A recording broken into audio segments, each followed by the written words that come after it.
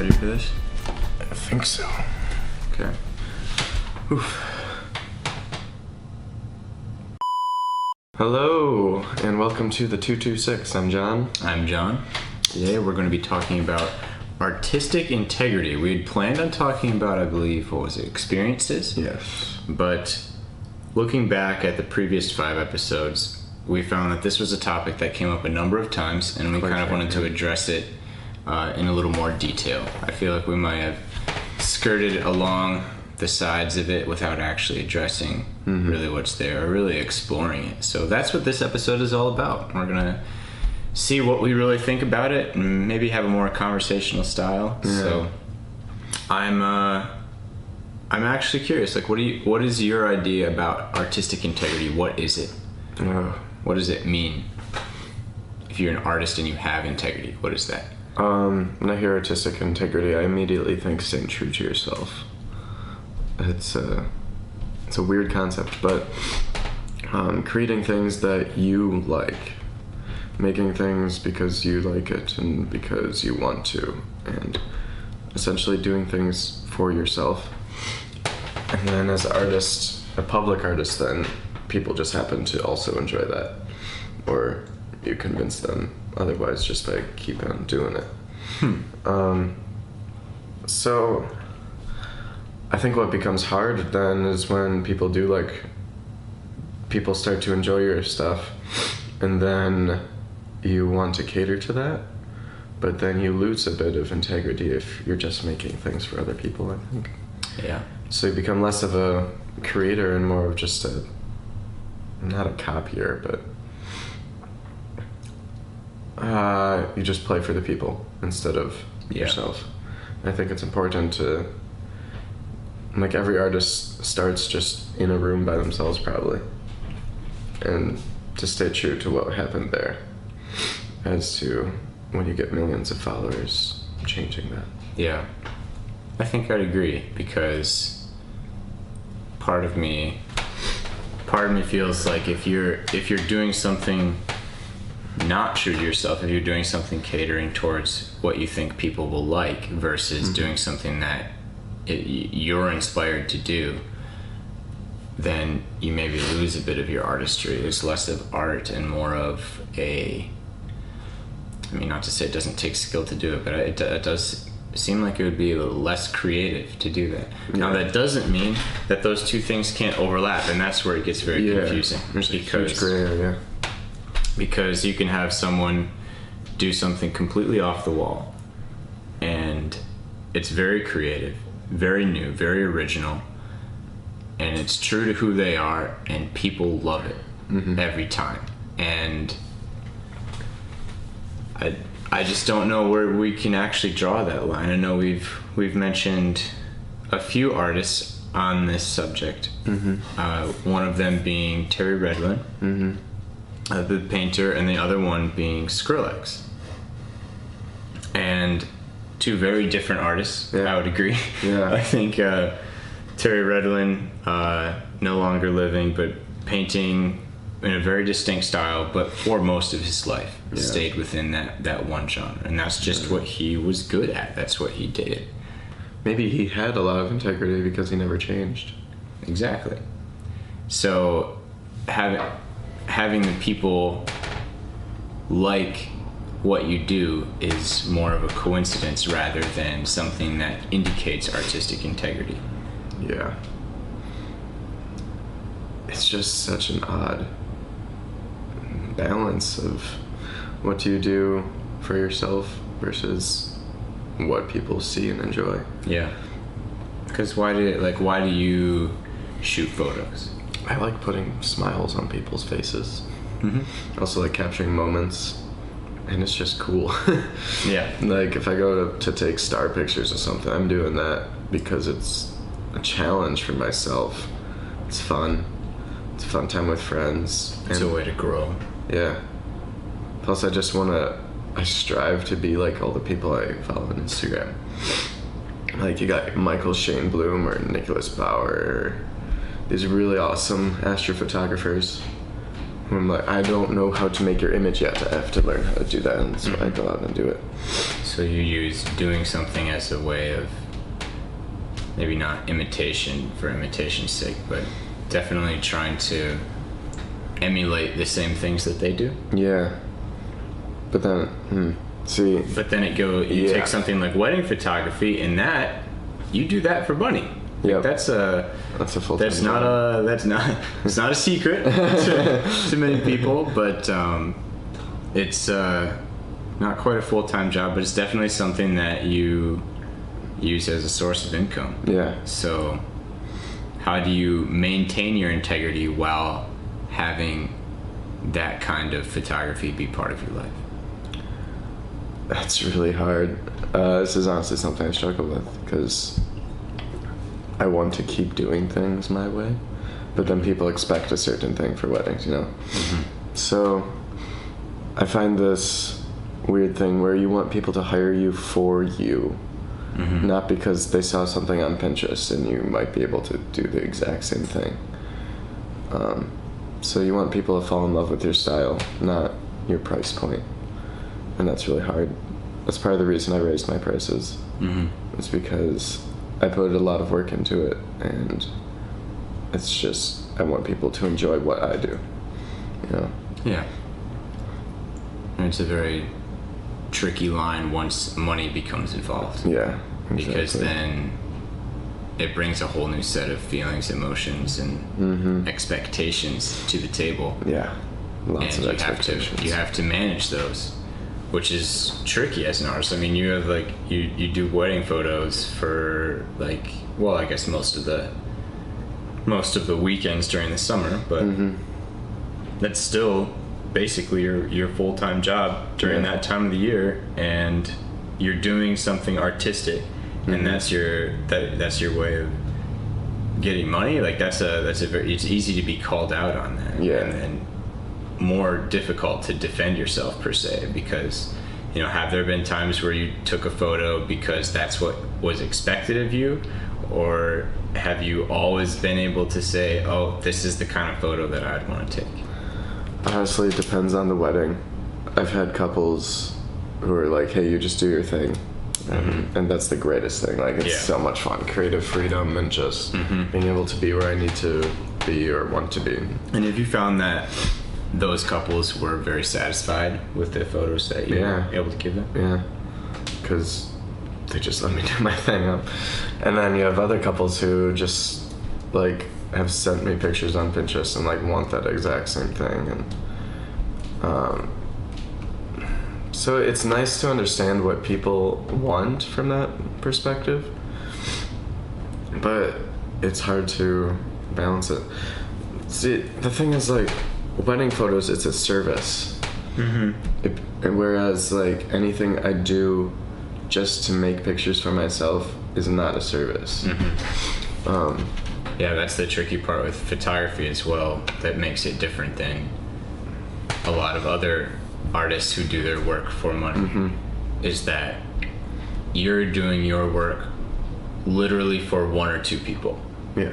And since they are the ones who are funding your photography for that session, they have a little say over what you're able to do. Whereas a musician, they aren't making the song for one or two people, unless it's like a movie score or something like that. It's very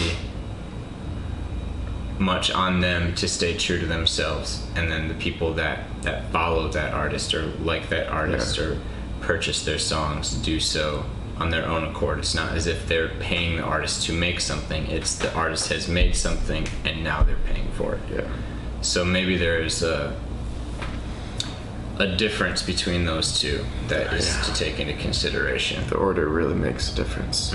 Whether money comes first or the art comes first. And I remember we were talking about temp music the other day. So we have musicians who were, and I'll kind of preview temp music from the episode before. There is a certain way in which movie scores are composed, and it usually has to do with the editor and the director starting to put the cut together, starting to arrange all those shots, and they put in songs from other movies that they think matches the feel of what they are going for in that particular scene. This music is then shown to the conductor after the final cut has been made, and they're told, in some extreme cases, to make songs that sound exactly like this, or get that exact same feel. And we watched a 10-minute video where it just showed the scene with the temp music and then the scene with the actual movie score that went along with it, and the two are, for all intents and purposes, identical. Which is very easy to argue that kind of breaches artistic integrity for that composer. Is they're not really staying true to themselves. Maybe is a bit of a fine line, but they're not making something creative. They're basically just copying the song and adding different instrumentation. And it wasn't even their choice. Yeah, and that's another thing too, is like, where in this line does like the money come in? Or who are you making this music for? Is it for a broad spectrum of people, or is it for the director? And who has a say over what that music sounds like? What I find interesting, the composer of the temp music, so the music that was used for a different movie and now it's being used just to get a feel. It's both a compliment that they're using their temp music, but also a stab in the back when the composer rewrites their song. Exactly. So it's just this, like, stop it. Yeah.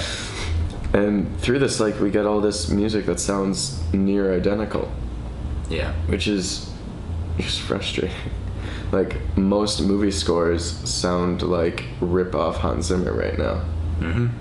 Because that's what people expect, and no one is willing to do what Zimmer did in the first place and kind of push that boundary a little bit. Which is just really frustrating.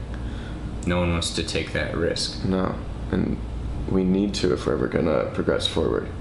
Find something different, and you just gotta take risks to be different and grow the game. I wonder how many people would know a song from a movie score that wasn't Hans Zimmer or John Williams. I think like Pirates of the Caribbean, and that would be it. Perhaps. I'm trying to think of others. Yeah, it's hard to think off the top of your head without kind of encountering it first, but there's just so many movies out there and so few movie scores that actually jump out to you as really special. Yeah, I think the ones that do jump out are the ones that use themes very well. And that's something that is why Zimmer became so popular, I think, is because he was able to use those themes super effectively. Yeah. Like Gladiator, The Dark Knight. And then you have Williams, who uses the concept of leitmotifs from Wagner's Ring. You can even say that's a different kind of artist integrity. Like, how much do you have to pull from other people in order to create? See, that's what I find to be. I do that. Like, I have a book right now. I haven't read it yet, but it's called Steal Like an Artist. I think I actually stole it from you. You did? Steal Like an Artist by Austin Kleon, I think is how you say his name. And it talks about how taking many ideas from many people, putting them together, and getting a new idea. And how that isn't losing integrity. How that's seeing what people have done well. And then growing from that and making it your own. I agree. Because I steal ideas from other people's music and insert them into my song as well. And it's just, how well can you cover up that you actually stole this from someone else? Really, sometimes, I guess this is kind of a revealing moment, but I don't feel like I've created some of my songs. I feel like it's just I was listening to this and this and this and this, and I just pulled a little bit and I just poured it into a pot and I stirred it up and I mastered it, and then that was it. That was the end of the track. Like, I don't feel like I really did too much creation. I mean, does it take a little bit of knowledge of your digital audio workstation, your DAW, to figure out what you were doing and put it all together? Yeah, I mean, you have to know how to turn on the oven if you're going to make a soup. But can you pull ingredients from all these other different foods and put them in and then say, oh, look at this that I made. It's like, did you really make that, or did you just pour them in a pot? And I don't know if that's a line that I can draw, because I think every artist to some extent steals from people who came before them or people who are currently making art. Yeah. It's just to what extent and how are they able to make that into a new idea. What qualifies as a new idea? Yeah. This is where we differ a lot, I think, because I purposely go out looking for like different types of pictures and videos for things I can do, for things I can learn from, and then I'll emulate that. And the thing is, I'm the only person who knows exactly where I took things from, unless you're looking at all the exact same people that I do. So like when you take from a bunch of different songs, you're the only person who knows that. Yeah. And can probably hear it. Like, I definitely can point to different areas of my songs and say, yep, I got this idea from the feeling I got from this song, or I got this idea from some random YouTube video. And it happens every once in a while. I'll come up with my own creative mistake where you accidentally route something in the wrong channel and you use the wrong sound to play the notes for a different instrument, and it actually sounds good, and then you just kind of go with it. And it sold 5 million records. Yeah, and if you're the Cataracts, that is. I don't know if 5 million people have ever like come across my stuff. You almost had 100,000. I did hit 100,000 for a mashup of a Taylor Swift song with Jemba Jemba, but yeah, and that was another thing. Like the thing that I made that blew up was literally none of my artistry. It was just me taking two things that were completely different and putting them together. See, but there's artistry there, because no one else had thought of that, and you did it. So it's just, it doesn't feel as if you're as artistic enough in that situation. It's like if you took, I mean, it's hard to draw comparisons between music and photography. See, like, I've taken almost identical pictures that I've seen on Instagram and that I've liked. Most recently, a picture of like a yellow flower in the foreground with out of focus stars in the background. I saw that like 2 months ago, and then I went out and did it. The exact same picture. Mine was nowhere near as good. So when I saw, but like I learned a lot from doing it too. So it's maybe when you take from other people, it's more of a learning experience than a creative experience. Yeah, part of me felt a little bad putting my name on that mashup. Really? Just because I had nothing to do with any of the music that was there, and other than the fact that I put those, like anyone with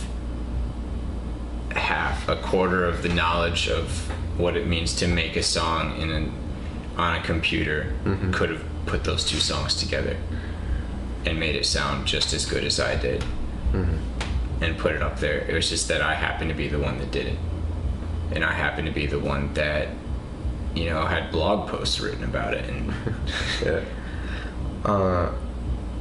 I think we're both very similar. Like, it's really easy to sell ourselves short for what you do as an artist when you do mashups or put ideas together. Yeah. Whereas, like, you have to go through all that experience prior to that to learn how, to learn what's going to work. But at the same time, like, I hate not being creative or not making something. Yeah, I feel like it feels like a cop-out to me. Yeah. It's like, this was not me at my best. This was me at my taking things from other people. It's just not, I had really, my skill had nothing to do with the final product. And that's an extreme case because of just the nature of what it was. But even if I had added a few other elements to the song, I still would have felt weird. Remixes are maybe a little bit different because then you are given the parts of the song, and you can shape, and you have creative freedom to move those around and do what you'd like with them.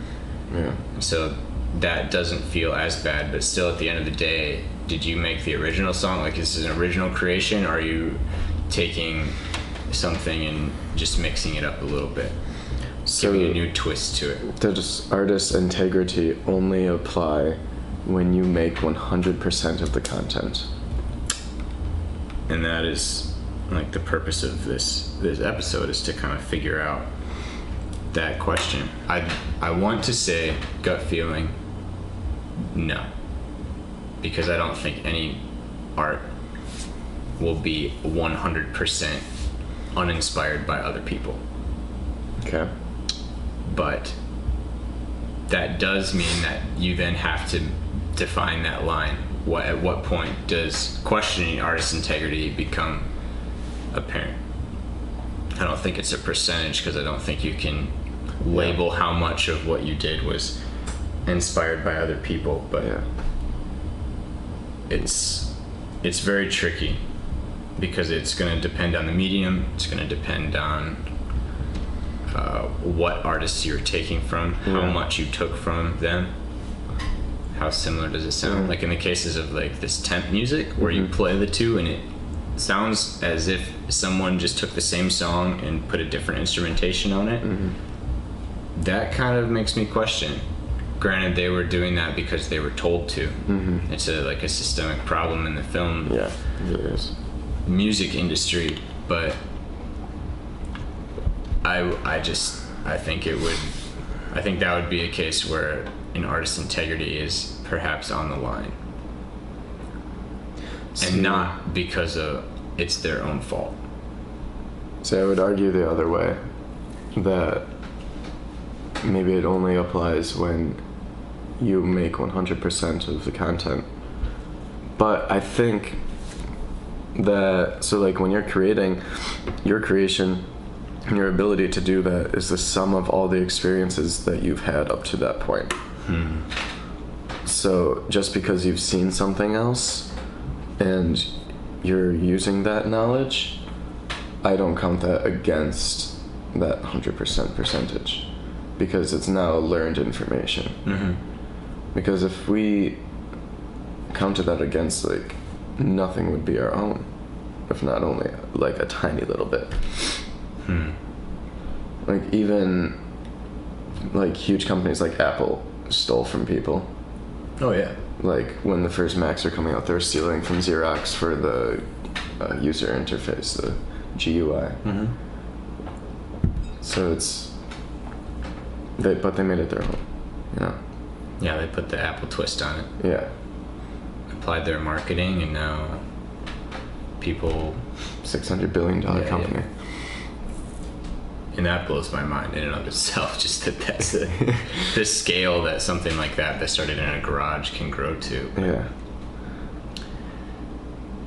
Why don't we stop here? Okay. Pick it up. We need more coffee. Okay.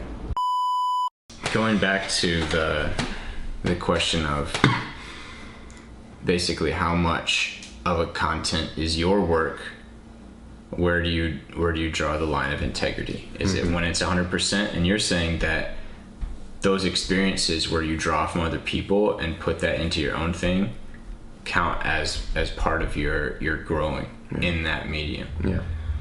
So then I guess it becomes a case of, where can we draw that line? Is it when people start to notice the similarities between what you're doing and what someone else has done? In the case of temp music, that's like 99% of what's there is obviously just copied over, and you just change the instrumentation. So it's very easy to make that comparison and start to question the person's integrity, the composer's integrity. Granted, still not their fault. It's just the way the things are in the movie industry. Yeah.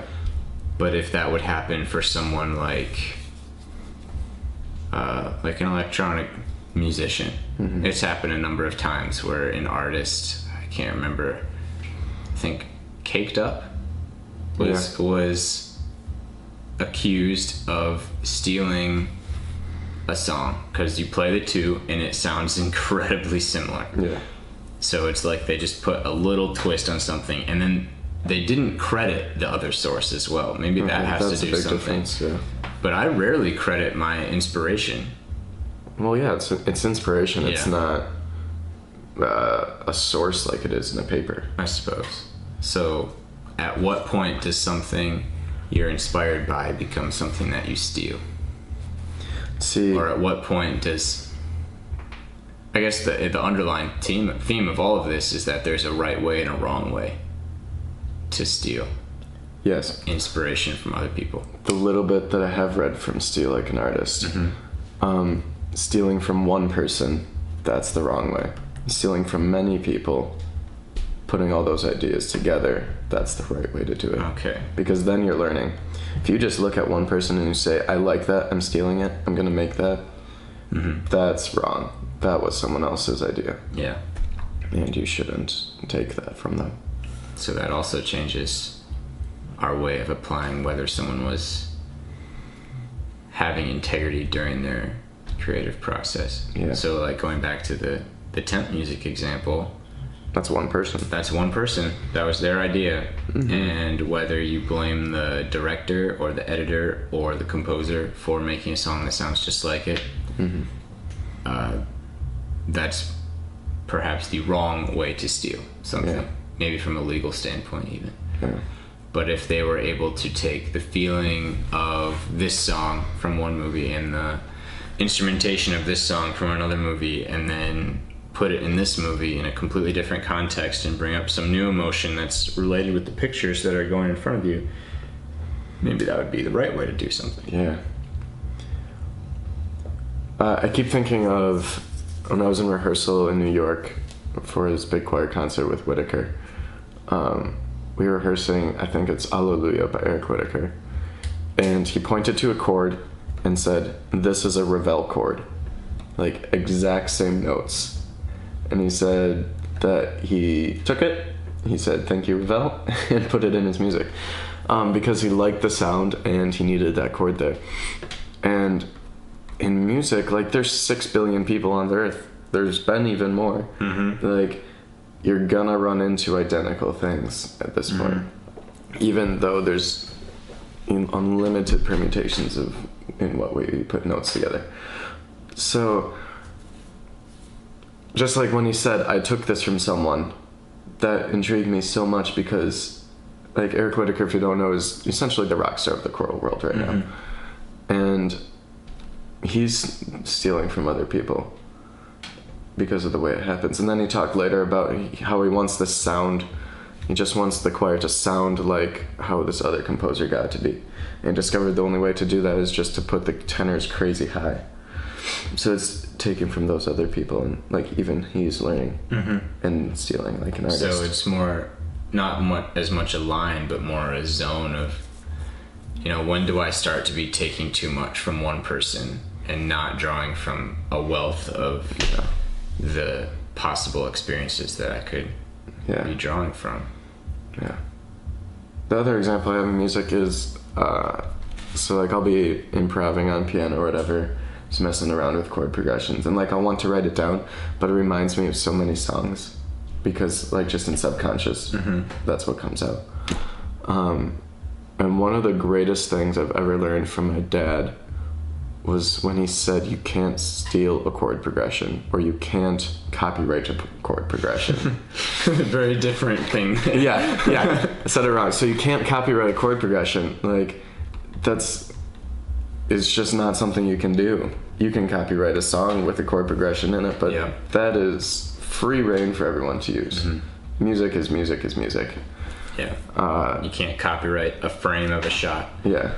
So even if you have the same chord progression, it sounds identical, like, so what? You're using it in your way. And you've used that with me a few times where I think I've even shown you some of the chord progressions that I've had, and it's literally been drawn from another song. And I said, I like this chord progression. It works for the feeling I'm trying to go for. Yeah. Is that, and you're like, nope. You can't steal it, or you can't copyright it. You can't copyright it. You stole it, but you can't copyright that, so you're in the clear. Yeah. And whether I finish the song or not is kind of a side point right now, but definitely something that you said to me before. And it does make you think, though. Like, look at pop music. How many of those songs use the exact same chord progression? I mean, there's parodies on YouTube that put all those songs together using the same chord progression. And it's just incredible to hear all of these different songs and you realize, oh my goodness, they all use the same cadence, and it's just that blows my mind that something like that could be that it hides in plain sight right in front of you. It really does. It doesn't present itself. It just kind of underlies, and then you change the instrumentation a little bit, or maybe the tempo, and the words and the melody are different, but the underlying thing that's there is the chord progression, and you just don't realize that it's the same for every song. And I think if you're not realizing it's the same, like, I don't think there's a problem there. Mm-hmm. Because they have made it their own. I think because it's the same chord progression, it draws the same emotion and feel. Mm-hmm. And everyone in the world has had an emotional experience or a similar emotional experience to that. So that's why it works. Because people understand the emotion just from 4 chords. Yeah. And then you put the words and harmonies on top of that, and you get even more. And that's where you get different feels, is when you put those different lenses on the chord progression. Interesting. So it seems as if we have 2 different kinds of artistic integrity. We started out kind of talking about whether an artist is doing something for their sake or for the sake of the people who are going to be consuming their art, so to speak. Mm-hmm. So that is maybe a question of motivation, whereas now we're kind of talking about the content. Yeah. And I wonder if both of those play a part in being able to make judgments about people's integrity, about creators' integrity. Yeah. So did they create something for themselves and it just happened to be something else? Like, was that song that it sounds like just in their subconscious and it came out? Yeah. Was that picture something they enjoyed and they wanted to make something like that? And it's very hard to get into the mind of someone like Terry Redlin. Yep. Right? Because he found his niche. Yeah. And there's other painters, even in the United States, who've had a very unique style, and they've just were known for making illustrations like that. And I can't think of their names off the top of my head. I'll probably find them. But I keep thinking of Picasso. Like, Picasso went through the blue period. Mm-hmm. So, like, he went through an entire time where his paintings just looked blue. And then they don't look identical to anything else he made. So I'm pretty sure, like, he was making that just for himself. And he's learned about in history now, as this was this period of him. And so I believe he was doing it all for himself. But I forget where I was going with this. Picasso, cool dude. Yeah, and in the case of music, I think you could maybe make a similar comparison. Like, there's someone like we'll use Skrillex again.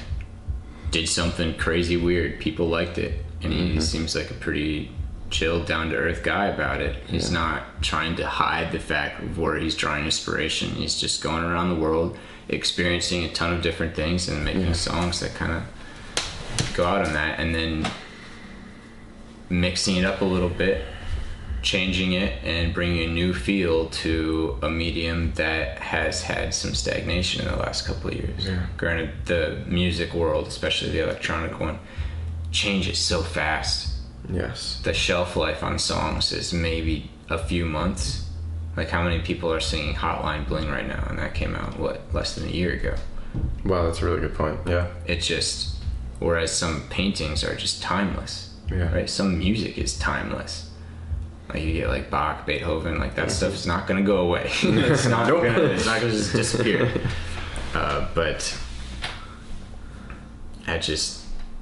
I wonder why that is sometimes. Why does present day content have such a short shelf life compared to the content that was from years before? And maybe it's just because we're here right now and this is what we see. Yeah. And maybe there will come to the top, rise to the top, certain artists or pieces of art that prove that they are timeless. And that will literally take time to tell.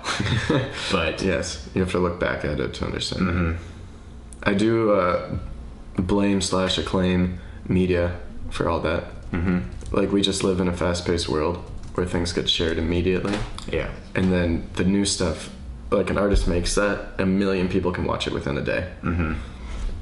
Whereas that couldn't happen 50 years ago. Yeah. Unless, like, radio, but songs didn't go to radio that fast. Yeah. So, it's...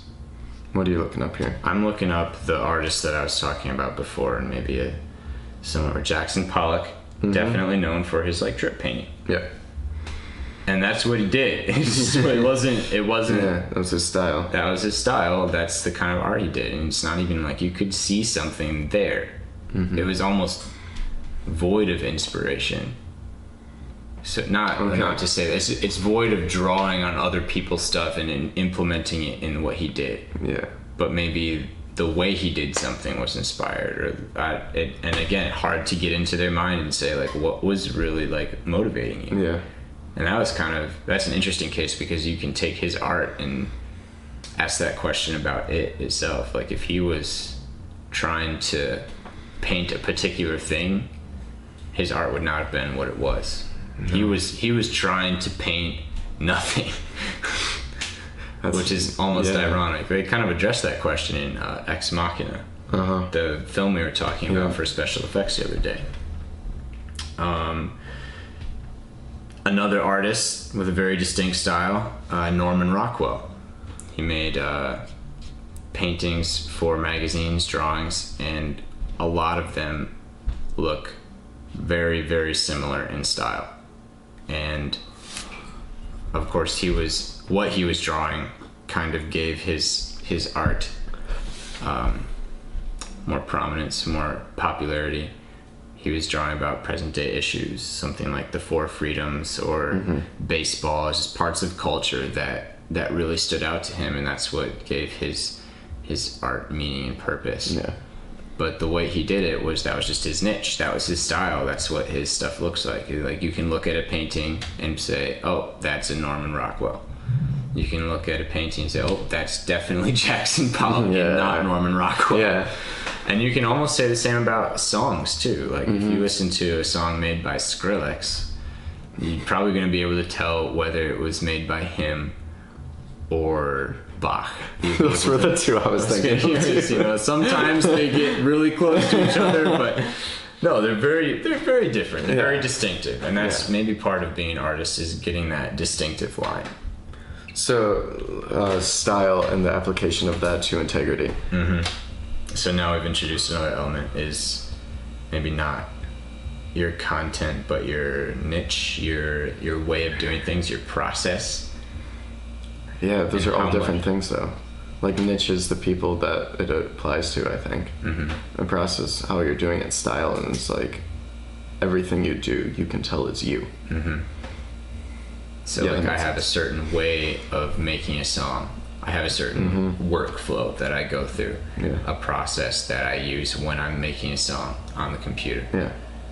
And that, to some extent, changes the way my song sounds like compared to another artist's stuff. Yeah. Exactly. And then, like, there's photographers who I look at, and, like, this Nicholas Brewer, I forget his last name exactly. He takes these star pictures that they lack a lot of contrast, yet they have a lot of contrast, and that's so hard to explain over sound. You just have to see it. But like there's tons of detail in the shadows, where there's other astrophotographers who love contrast and crush the shadows and things like that. So it's like I can almost tell styles of just that specific niche of photographers. Or like weddings, you get the people who use film look and those who use blown out highlights to create a dreamy look and stuff like that. And style, I think having your own style is the best way to be true to yourself. And if that came from an influence of others, I don't think there's anything wrong with that. As long as it's not one particular person's style that you're in. Yes. Otherwise, that's completely stealing. So I guess maybe we can use all of those things to determine whether someone has been shirking their integrity, so to speak. But the motivation is definitely important. Yes. And that's maybe the hardest to make judgments about, because especially if the artist is no longer living, there's really no way you can find out except for maybe like something they said. But most artists won't say like, oh, I was definitely just doing this for the money. Like a few artists I know have done that, and it's you know what, they're not the ones rising to the top and making new interesting things. They're doing what's safe, doing what will get them another dollar. Yeah.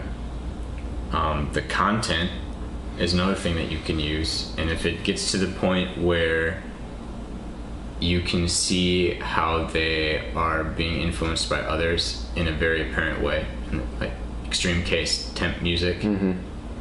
This sounds exactly like that song with just different instruments. That's definitely, the content has been stolen and maybe changed in a little bit of a way. Maybe even like the song that I made that got popular for a month. Like that was something that wasn't me there. That was just something that I took two different things and put them together, which is not nearly quite enough to make that content my own, so to speak. It's definitely still just those two people who were involved in that creative process. And then style, niche, workflow, those are other things that might apply. I think they do. Style is huge, I believe. Yeah. Because I don't like, style makes you. When people can tell, oh, Johnny Wilde made this song, or oh, Bach wrote this song. I'm really happy when people are able to differentiate between those two. I get accused of making stuff that sounds like Bach all the time. But it is not a clear-cut line. I would say it's a zone. Yeah. Like there's a zone in the middle where you want to be, or no, I don't know. I don't have a model for it in my head yet. Yeah, it's definitely a gray area. And you don't know where is 100%, where is 0, and you can't put yourself on there because there's just too much involved. And maybe that means you're in a good spot because you're drawing from that many more people. I do think it's interesting when people start to question integrity, like what's going on. So someone says, I'm just doing this for the money. You might question their artistic integrity right away. But when you can't deduce that from things they've said and instead use what they've made, if you can make direct comparisons to other people's work, you might start to question. If you see that they only do one kind of thing and that it's popular and people like it and they don't branch out, then maybe you start to question their integrity. That's maybe a more difficult one to show, because the content isn't, it's clearly their own, it's their own style, it's their own creation, but their motivation might be come into question. So maybe that's a less of an integrity and then more self-progression. Like, are you actually trying to get better, or are you just, I'm here, I'm done, I'm not going anywhere else? I don't know. It's still an incredibly, it's a small zone to understand. So I think maybe we should start to wrap it up. What is your takeaway from this? Our disagreement we had right before the cut. Right before the halfway point. Does artist integrity apply only if the content is 100% yours? And how do you determine what your content is? And how much does drawing from others count towards your own experiences versus something that's originating from you, your mind, your ideas? Because I believe that learning from other people, your personal experiences, that just makes you you, and then all those experiences added up, anything you create, that's your own. And you've just learned from other people because they've learned from other people. So it's this shared collective of content creation ideas. I think I'd agree with you on that one.